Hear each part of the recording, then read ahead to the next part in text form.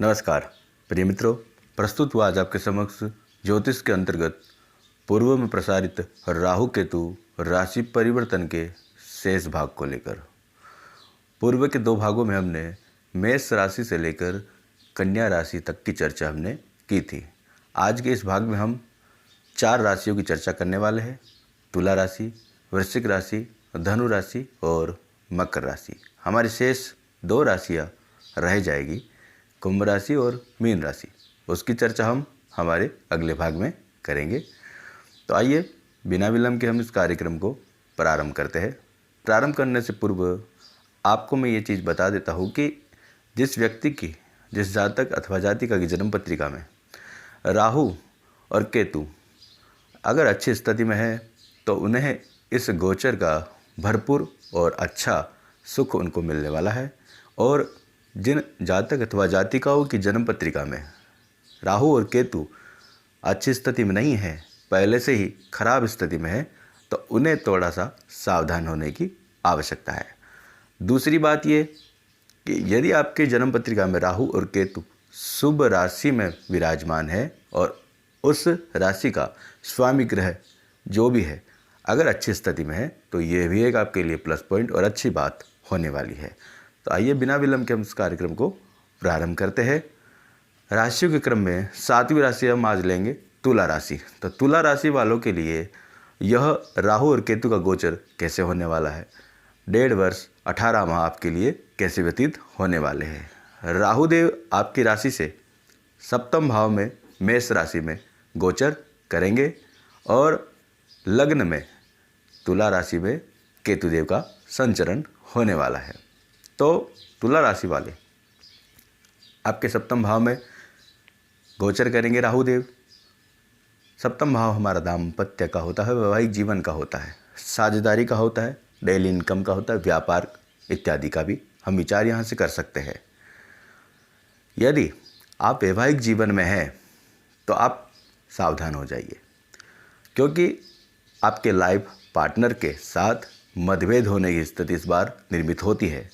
यदि समझ लीजिए वर्तमान में यदि आपको राहु की महादशा है, राहु की अंतर्दशा है, या केतु की महादशा है, केतु की अंतर्दशा है और आप जन्म से मांगलिक है, तो ये विशेष आपके लिए घातक सिद्ध होने वाला है राहु और केतु का यह गोचर। क्योंकि राहुदेव केतुदेव दाम्पत्य जीवन में आपका दृष्टि पूर्ण रूप से यहाँ डालेंगे और इस घर को पूर्ण रूप से आपके इफेक्ट करने वाले हैं। तो अपने लाइफ पार्टनर को लेकर आप सचेत रहे। मनमुटाव की स्थितियाँ बनती है, दाम्पत्य जीवन में कलह की स्थिति यहाँ बनती नजर आती है। हो सके तो आप अपने लाइफ पार्टनर को खुश रखने की सदैव कोशिश करें, उन्हें प्रसन्न रखें, मिलजुल कर रहे, प्रेम से रहे, यही आपके लिए अच्छा होगा। यदि ऐसे व्यक्ति, ऐसे जातक जातिकाएं जिनकी अभी तक शादी नहीं हुई है, एकल है, तो उनके लिए शादी के प्रस्ताव इस समय आएंगे। व्यापार में है, साझेदारी में है यदि आप, तो साझेदारी के लिए समय बिल्कुल भी अच्छा नहीं कह सकते। व्यापार में आपके इंक्रीज होगा, हाँ, डेली इनकम आपकी कहीं ना कहीं बढ़ने वाली है, पर साझेदारी में आपको नुकसान की स्थिति बन सकती है, साझेदारी में धोखे की स्थिति आपको बन सकती है, मन मुटाव हो सकता है। साझेदारी के लिए यह स्थिति बिल्कुल भी अच्छी हम नहीं कह सकते हैं। आपके आर्थिक मामलों को लेकर हम कहें, लाभ को लेकर कहें, इनकम को लेकर कहें, तो राहुदेव की यहाँ से पंचम दृष्टि लाभ स्थान पर जाएगी। तो यहाँ आपके लाभ में कई तरीके से बढ़ोतरी होगी, नए आविष्कार, नए स्रोत्र आपके खुलने वाले हैं, कई तरीके से आपको विचार, नए आविष्कारक विचार आपके माइंड में आएंगे, तो इससे आपके कई तरीके से लाभ आपके बढ़ने वाले हैं। यदि आप नौकरी में हैं तो नौकरी में भी प्रमोशन इत्यादि की आपकी स्थिति बनने वाली है, लाभ आपके कई तरीके से बढ़ेंगे। राहु का लग्न से संबंध बनता है, भ्रम की स्थिति आपको पूर्ण रूप से बनने वाली है, मानसिक तनाव हो सकता है, आपको चिंता इत्यादि आपको घेर सकती है। तो आप जो भी निर्णय लें उसको सोच समझकर और ध्यानपूर्वक निर्णय लें। यहाँ से राहु देव की पराक्रम पर दृष्टि जाएगी, वो भी आपके लिए अच्छी है। आपका वर्चस्व पहले से कई ज़्यादा बढ़ने वाला है, पराक्रम में वृद्धि होगी, किंतु छोटे भाई बहनों से आपके मतभेद की स्थिति बनती है इस समय।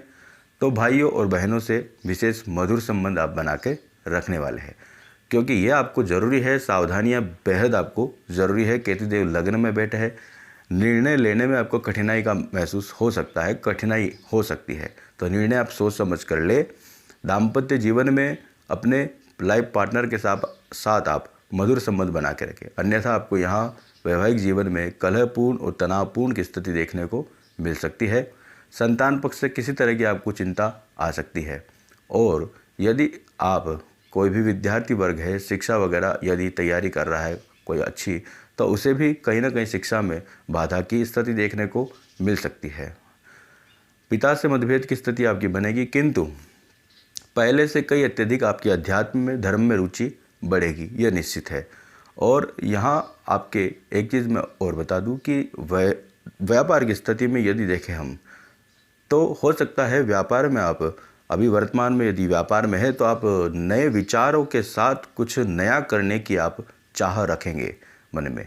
तो आप तुला राशि वाले हैं, तुला राशि वालों के लिए मैं यही कहूँगा, मिला जुला के राहु केतु का जो ये फल है वह लगभग आपके लिए 60% अच्छा है और 40% आपके लिए नकारात्मक स्थिति ये पैदा करता है, उत्पन्न करता है। तो आपकी जन्म पत्रिका में यदि राहु केतु अच्छी स्थिति में है तो ठीक है, अन्यथा आप राहु और केतु से संबंधित उपाय करके आप इनकी दोषों से मुक्ति पा सकते हैं। तो माँ दुर्गा की आराधना आपको निरंतर करनी है और इसके अलावा मंगलवार को हनुमान चालीसा का इत्यादि का सुंदरकांड का पाठ आप कर सकते हैं। राहु केतु का दान आप बुधवार और शनिवार को करें, तो इससे आपको दोष से मुक्ति मिलेगी। मन को स्थिर रखें, मेडिटेशन इत्यादि भी आप कर सकते हैं। राशियों के क्रम में हम 8वीं राशि वृश्चिक राशि की चर्चा कर लेते हैं। वृश्चिक राशि वालों, आपके राशि से राहुदेव का संचरण 6ठे घर में होगा और केतुदेव का संचरण आपकी राशि से 12वें घर तुला राशि में होने वाला है। तो यह 1.5 वर्ष या 18 माह आपके लिए कैसे होने वाले हैं। 6ठे घर में राहु का संचरण है। यदि पहले से कोई आपका शत्रु है, गुप्त शत्रु है, तो उस पर आपको विजय हासिल होगी। मुकदमा, कोर्ट कचहरी से संबंधित यदि आपके केस चल रहे हैं तो उसमें आपको विजय निश्चित तौर पर होगी। राजनीति में जाने का कोई व्यक्ति यदि इच्छुक है और राजनीति में अपना करियर बनाना चाह रहा है तो उसके लिए ये 1.5 वर्ष बहुत ही अनुकूल साबित होने वाले हैं। उनको एक अच्छा मौका, सुनहरा मौका यहाँ प्राप्त हो सकता है। यदि कोई छात्र प्रतियोगिता परीक्षा की तैयारी कर रहा है, कंपटीशन की तैयारी कर रहा है, तो उनके लिए ये 1.5 वर्ष बहुत ही अनुकूल साबित होने वाले। आपको एक ज़बरदस्त सफलता यहाँ अपॉर्चुनिटी मिल सकती है। 10वें भाव पर राहु की दृष्टि है। आर्थिक मामले आपके सुधरेंगे, आपको सरकारी पद आपका बढ़ेगा, वर्चस्व बढ़ेगा। पिता से मतभेद हो सकते हैं। सरकारी मामलों में कुछ सावधानियां भी आपको बरतनी है। फेम, प्रसिद्धि आपको इस वर्ष मिलेगी। यहाँ से राहुदेव द्वादश पर अपनी दृष्टि डालते हैं। खर्चों में बढ़ोतरी आपकी निश्चित तौर पर होगी। परिवार के लिए आप खर्च करेंगे और व्यर्थ के कार्यों में भी खर्च आपका हो सकता है। इसके अलावा आप व्हीकल्स वगैरह थोड़ा सावधानी से चलाएं। चोट चपेट इत्यादि की स्थिति भी बनती है। हॉस्पिटलाइज खर्चे हो सकते हैं, तो उन पर भी थोड़ा सा आपको नियंत्रण रखना है। राहुदेव की 9वीं दृष्टि वाणी स्थान पर जाती है। खान पान में नियंत्रण आप रखें, वाणी पर आप संयम रखें पूर्ण रूप से। कुटुंब से मतभेद होने की स्थिति बनती है, उनसे भी आपको कहीं ना कहीं बचकर चलना है। आपकी जो भी आर्थिक मामलों से संबंधित निर्णय है उनको आप सोच समझ कर कीजिए। पूंजी निवेश आपकी जो है उसको भी आप अपने यथा हो सके जहाँ तक तो सोच समझ कर निवेश आप करें। जो अभी प्रारंभ के आपके 3 महीने हैं उसमें कोई भी नया निवेश आप ना करें। केतुदेव आपके द्वादश में है। आँखों से संबंधित परेशानी, मस्तिष्क से संबंधित परेशानी आपको हो सकती है। मानसिक तनाव आपको घेर सकता है। धर्म आध्यात्म के लिए अच्छी बात है, मोक्ष के लिए अच्छी बात है। इसके लिए आप प्रेरित रहेंगे, अग्रसर रहेंगे। आप यहाँ से केतुदेव की 5वीं दृष्टि चतुर्थ भाव में आपके जाती है। माता के स्वास्थ्य को लेकर आपको विशेष सावधान रहना है। इसके अलावा परिवार में हो सकता है कलह की स्थिति बने।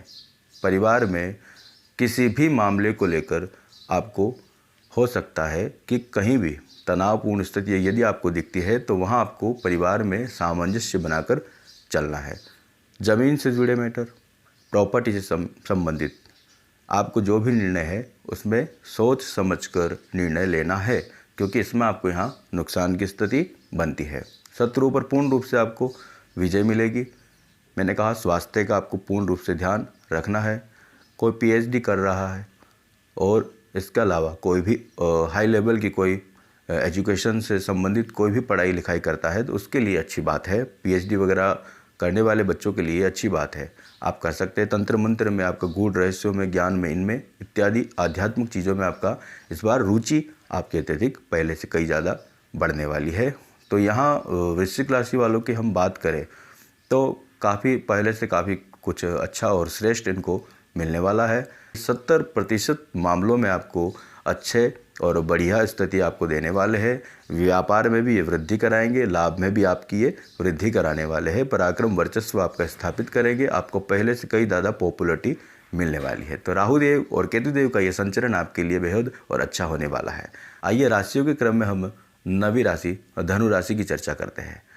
धनु राशि वालों के लिए राहु का गोचर आपकी राशि से पंचम भाव में होने जा रहा है और केतु देव का संचरण आपकी राशि से 11वें स्थान पर होने जा रहा है। लाभ स्थान में आपका केतु देव का संचरण होने जा रहा है। तो धनु राशि वालों के लिए यह 1.5 वर्ष या 18 माह कैसा व्यतीत होने वाला है। पंचम भाव में राहु देव का संचरण है। यदि आप शेयर मार्केट से संबंधित कार्य करते हैं, जुआ, सट्टा इत्यादि में यदि आप पैसा निवेश करते हैं तो आपको अप्रत्याशित रूप से लाभ की प्राप्ति होने वाली है, किंतु फिर भी आप अपने विवेक से इसका इस्तेमाल करें और विवेक के द्वारा निर्णय लेकर ही आप इसमें पैसा निवेश करें, क्योंकि राहु पंचम में बैठने के बाद यह भ्रम की स्थिति भी अवश्य उत्पन्न करता है। तो यहाँ आपको अप्रत्याशित रूप से लाभ मिलने वाला है। यदि आपकी जन्म पत्रिका में राहु अष्टम से संबंध बनाता है, अष्टम भाव में संबंध बनाने के बाद अच्छी स्थिति में है, तो ही आपको यह अप्रत्याशित रूप से लाभ जुआ, सट्टा, शेयर मार्केट में आपको दिलाएगा। यदि कोई शिक्षा से संबंधित तैयारी कर रहा है, कंपटीशन की तैयारी कर रहा है, विद्यार्थी वर्ग है, तो उनके लिए कहना चाहूँगा कि शिक्षा से संबंधित आपको व्यवधान की स्थिति आएगी, तो आप हो सके तो माँ सरस्वती की आराधना करें, जिससे कि आपको शिक्षा में बेहतर परिणाम प्राप्त हो सके। संतान को लेकर हो सकता है आपको कोई समस्याएं। गर्भवती जो महिलाएं हैं उनको भी मैं कहना चाहूँगा कि आप अपने स्वास्थ्य को लेकर विशेष सचेत रहे, क्योंकि यहाँ राहु केतु का जो गोचर है यह मिसकैरेज वगैरह की प्रॉब्लम करवा देता है। तो आप इसमें थोड़ा सावधान रहे। और यहाँ से राहु देव का पंचम दृष्टि हम देखेंगे तो 9वें भाव में जाएगी, धर्म के स्थान पर जाएगी। तो पंचम में और पंचम से पंचम 9वें भाव में दृष्टि जाना धर्म में, आध्यात्म में रुचि आपकी बढ़ाएगा। नए विचारों का ये है, आपके अंदर एक नया विचार लेके आएंगे और आविष्कार जो प्रवृत्ति होती है व्यक्ति में वो आपको कहीं ना कहीं देखने को मिलेगी। हो सकता है आप नए कार्य करने का विचार बना लो। पिता से संबंध आपके जो है कहीं ना कहीं डिफ़ॉल्ट होने की स्थिति है, तो वहाँ आपको पिता की सेहत का भी ख्याल रखना है, उनसे संबंध भी आपको मधुर बना के रखना है। लाभ स्थान पर राहु की दृष्टि रहेगी, लाभ आपको अप्रत्याशित रूप से होने वाला है, क्योंकि केतु देव की यहाँ आपके लाभ स्थान में विराजमान है। यदि आपके जन्म के केतु अच्छी स्थिति में है तो फिर आपको लाभ कमाने से कोई नहीं रोक पाएगा। कई तरीके से आर्थिक पक्ष आपके लिए मजबूत होते हुए दिखाई दे रहे हैं, कई स्रोत आपके लाभ के खुलने वाले हैं। और यहाँ से राहु देव का लगन से संबंध बनता है, तो लगन से संबंध बनने के कारण आपके हो सकता है व्यक्तित्व पर कोई उंगली उठाए, तो आपको थोड़ा सा सावधान रहना है, अपने चरित्र को बना कर रखना है, सुधार कर रखना है और अपने बदनामी से भी आपको बचने की कोशिश करनी है। कोई ब्लेम आप पर लग सकता है इस समय। कोई भी आप निर्णय लो सोच समझ कर लो। मानसिक तनाव की स्थिति भी कभी कभी आपको बनने की स्थितियाँ बनती है, तो हो सके आप तो मेडिटेशन करें और जितना हो सके उतना अपने आप को संभाल कर रखें। केतु देव लाभ स्थान में है, तो केतु देव यहाँ अच्छी स्थिति आपके लिए निर्मित करते हैं। लाभ के मामले आपके लिए पक्ष में रहेंगे, कई तरह के लाभ आपके लिए खोलने वाले हैं। यहाँ से केतु देव की दृष्टि, पंचम दृष्टि आपके पराक्रम पर जाएगी, तो पराक्रम पर केतु देव की दृष्टि अच्छी है, किंतु छोटे भाई बहनों से आपके संबंध बिगड़ सकते हैं, तो उनसे संबंध आप मधुर बनाकर चले। यहाँ से केतु देव की पंचम भाव पर दृष्टि, वही बात संतान पक्ष को लेकर चिंता हो सकती है। जो गर्भवती महिला है वो विशेष ध्यान रखे। विद्यार्थियों के लिए शिक्षा में व्यवधान की स्थिति आएगी, मति भ्रम हो सकता है, उनको भी थोड़ा सावधान रहना है। दाम्पत्य जीवन पर यहाँ पूर्ण रूप से केतु देव की दृष्टि रहने वाली है। तो दाम्पत्य जीवन में यदि पहले से केतु आपकी कुंडली में खराब स्थिति में है, केतु की अंतर्दशा महादशा चल रही है, तो यहाँ सावधान आपको रहना है। तनाव की स्थिति आपके पूर्ण रूप से बनती दिखाई देती है। तो केतु से संबंधित और राहु से संबंधित उपाय यदि आप करेंगे तो आपको निसंकोच अच्छा रिजल्ट ही मिलने वाला है। तो यह जो है गोचर, राहु और केतु का गोचर धनु राशि वालों के लिए कम से कम मैं यदि कहूँ तो आपके इस बार 50% अच्छा और 50% ही आपको नकारात्मक स्थिति देखने को मिल सकती है। तो यह धनु राशि वालों की स्थिति रहने वाली है ये 1.5 वर्ष। आइए राशियों के क्रम में हम 10वीं राशि मकर राशि की चर्चा कर लेते हैं। आपकी राशि से राहु देव चतुर्थ भाव में संचरण कर रहे हैं और केतु देव आपके राशि से 10वें भाव में संचरण कर रहे हैं।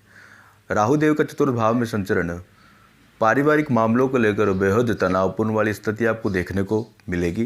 परिवार में किसी भी बात को लेकर झगड़ा हो सकता है, आपको विशेष सावधान रहना है। प्रॉपर्टी से संबंधित कोई भी निर्णय यदि आप लेते हैं तो सोच समझ कर ले, और आप इस समय अपने परिवार पर अपने ऊपर अत्यधिक पैसा खर्च करने वाले हैं, अपने मौज मस्ती के लिए पैसा आप खर्च करने वाले हैं। और चतुर्थ भाव में राहु का संचरण और केतु देव की वहाँ से दृष्टि, माता के स्वास्थ्य को लेकर विशेष सचेत रहना है। माता के स्वास्थ्य में उतार चढ़ाव की स्थिति आपको देखने को मिल सकती है। इसके अलावा आपको सुख में इस समय कहीं ना कहीं कोई कमी आपको नज़र आ सकती है। यहाँ से राहु देव की पंचम दृष्टि अष्टम भाव पर जाएगी, चोट चपेट इत्यादि की स्थिति बनती है। कोई गंभीर आकस्मिक बीमारी भी आपको इस समय लग सकती है, तो स्वास्थ्य का आप विशेष ध्यान रखें। व्हीकल्स वगैरह आप थोड़ा सावधानी से चलाएं। ये ज़रूर है कि पढ़ाई में लिखाई में पहले से अत्यधिक रुचि आपकी बढ़ने वाली है। गूढ़ रहस्य को तंत्रों मंत्रों में इत्यादि में रुझान आपका बढ़ने वाला है। यहाँ से राहु देव की सप्तम दृष्टि आपके 10वें भाव पर जाएगी। सरकारी मामलों में लेकर कहीं ना कहीं आपको दिक्कत हो सकती है। जॉब में यदि आप है कि केतु भी यहाँ ऑलरेडी विराजमान है, तो केतु देव और राहु देव का यही काम है, आपके जहाँ भी जॉब आप कर रहे हैं वर्तमान में, वहाँ राजनीति का शिकार आप बन सकते हैं। कार्यक्षेत्र में आपको अस्थिरता कार्यक्षेत्र में बदलाव की स्थिति आपको देखने को मिल सकती है। हो सकता है आपको जहाँ जॉब आप कर रहे हैं वर्तमान में, वहाँ से आपकी जॉब छूट सकती है, रिज़ाइन आप दे सकते हो। तो कार्यक्षेत्र में बदलाव की स्थिति आपको देखने को मिलेगी। आकस्मिक खर्चे आपके बढ़ जाएंगे, हॉस्पिटलाइज खर्चे वगैरह भी आपके बढ़ सकते हैं, क्योंकि 12th हाउस पर द्वादश भाव में भी राहु की यहाँ 9वीं दृष्टि आपके पड़ती है। तो हॉस्पिटलाइज खर्चे वगैरह आपके बढ़ सकते हैं। अपने आप पर पैसा आप खर्च करेंगे, लेकिन व्यर्थ का पैसा आप ज़्यादा खर्च करेंगे। तो इससे क्या होगा, और राहु देव की ये 3 दृष्टियाँ, इसके अलावा केतु देव भी आपके धन संचय पर पंचम दृष्टि डालेंगे। तो इससे क्या होगा, आपको जो धन संचय है, सेविंग्स है, वो आपकी कम होने वाली है पहले से। तो आप सोच समझ कर खर्च करें, सोच समझ कर कहीं भी यदि आप व्यापार में कहीं भी आप निवेश करते हैं तो सोच समझ कर आप निर्णय करें। केतु देव की चतुर्थ भाव में सप्तम दृष्टि रहेगी। वही बात मैं कहूँगा पुनः, माता के स्वास्थ्य को लेकर सचेत रहे, अपने पारिवारिक मामलों को लेकर आप सचेत रहे। कलहपूर्ण स्थिति इस बार रह सकती है, वाद विवाद आपके हो सकता है, प्रॉपर्टी को लेकर, ज़मीन को लेकर किसी भी तरह का वाद विवाद हो सकता है। केतु देव की यहाँ से 6ठे घर में आपकी दृष्टि रहेगी। रोग इत्यादि आपको हो सकते हैं, सचेत रहे पूर्ण रूप से। शत्रु पक्ष आपके ऊपर हावी नहीं हो पाएगा इस समय, शत्रुओं से आपको पूर्ण रूप से छुटकारा मिलने वाला है। यहाँ मकर राशि वालों के लिए हम देखें तो कुछ मामले ठीक है और कुछ मामलों में बेहद तनावपूर्ण वाली स्थिति और रहने वाली है। तो आपके 20% या 25% ही मैं कहूँगा कि कुछ अच्छा होगा। बाकी की 75% आपके लिए इस समय राहु और केतु का यह गोचर बिल्कुल भी ठीक नहीं है। यदि आपकी जन्म पत्रिका में राहु और केतु अच्छी स्थिति में है तो फिर आपको ज़्यादा नुकसान नहीं होने वाला है, अन्यथा आपको ज़्यादा नुकसान होने की स्थिति बनती है। तनाव की स्थिति यहाँ आपको देखने को मिल सकती है। तो आप राहु और केतु से संबंधित सामग्रियों का दान बुधवार और शनिवार को विशेष करें। माँ दुर्गा की शरण में आप सदैव बने रहे। हनुमान जी की मंगलवार को आराधना करें। सुंदरकांड, हनुमान चालीसा इत्यादि का पाठ आप कर सकते हैं। इससे आपको राहु और केतु के दोषों से मुक्ति मिलेगी। मकर राशि वालों को सावधानी बरतनी आवश्यक है। तो आज के इस कार्यक्रम में हम इन 4 राशियों की ही चर्चा करेंगे। अगले भाग में हम शेष हमारी जो दो राशियाँ है, कुंभ राशि और मीन राशि, उसकी चर्चा हम आने वाले शेष भाग में करेंगे। आज के लिए इतना ही, मिलते हैं हमारे अगले कार्यक्रम में। तब तक के लिए नमस्कार।